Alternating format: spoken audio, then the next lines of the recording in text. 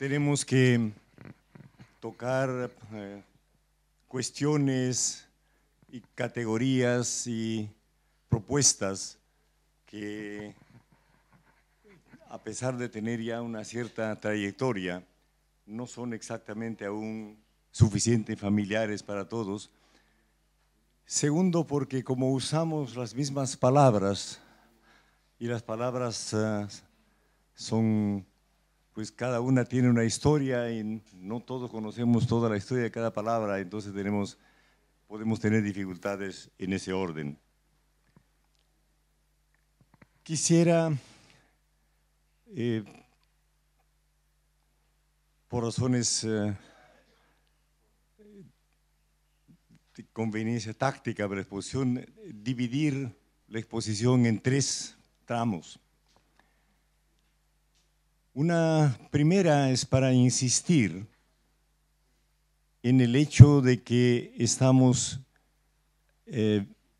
viviendo, somos también productores en una medida, actores y protagonistas de un periodo excepcional que tiene una especificidad histórica que es indispensable que sea para nosotros algo muy abultado, de lo cual necesitamos tener una conciencia muy activa. Este es realmente un periodo nuevo en la historia que conocemos, no solamente porque hay una crisis, ha habido muchas seguramente en la historia, sino porque esta es una crisis muy especial.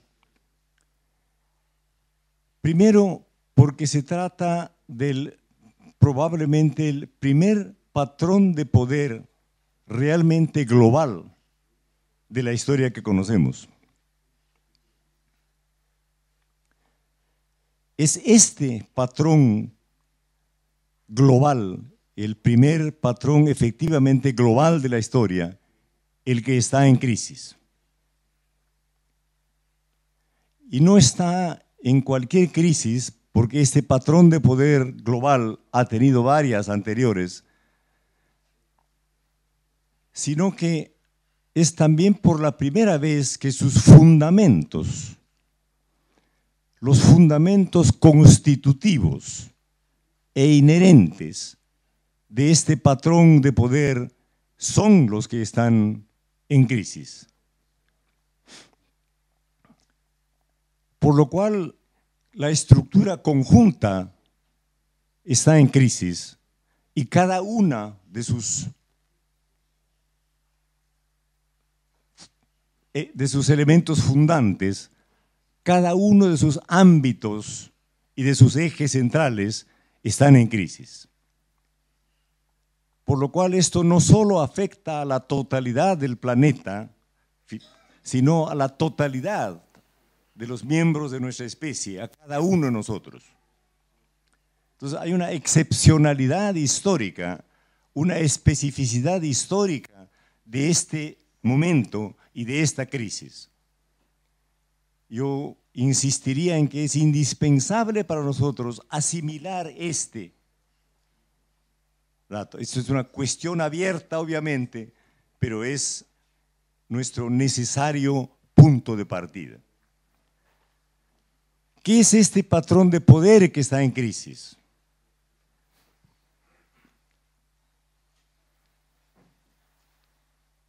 Nosotros hemos venido discutiendo desde hace un poco tiempo atrás este patrón de poder bajo los términos de colonialidad del poder.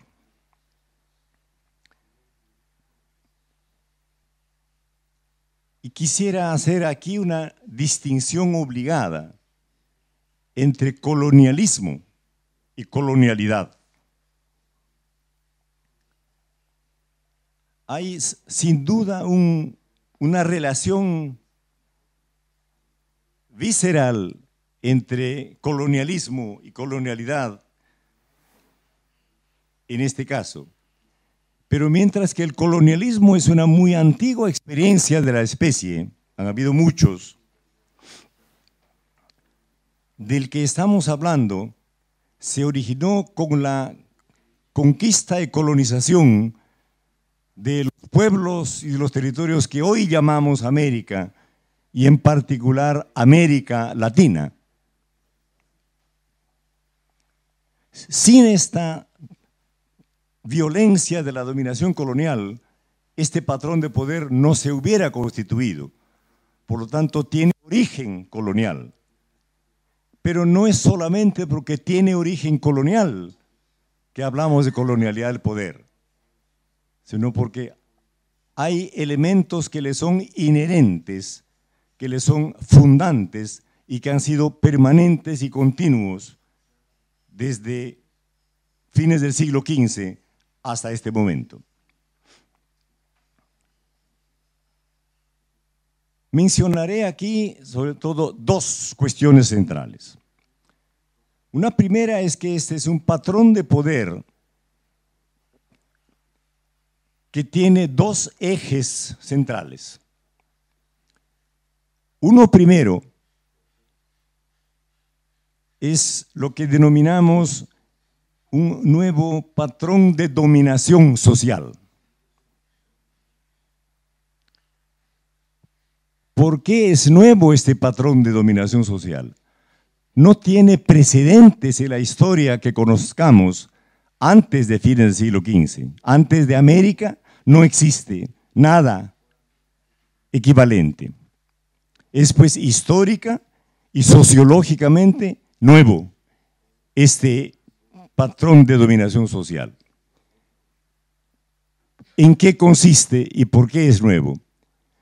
Porque es allí donde en el proceso mismo de la conquista y de la colonización en que se produce un constructo mental que hoy día conocemos con la palabra raza.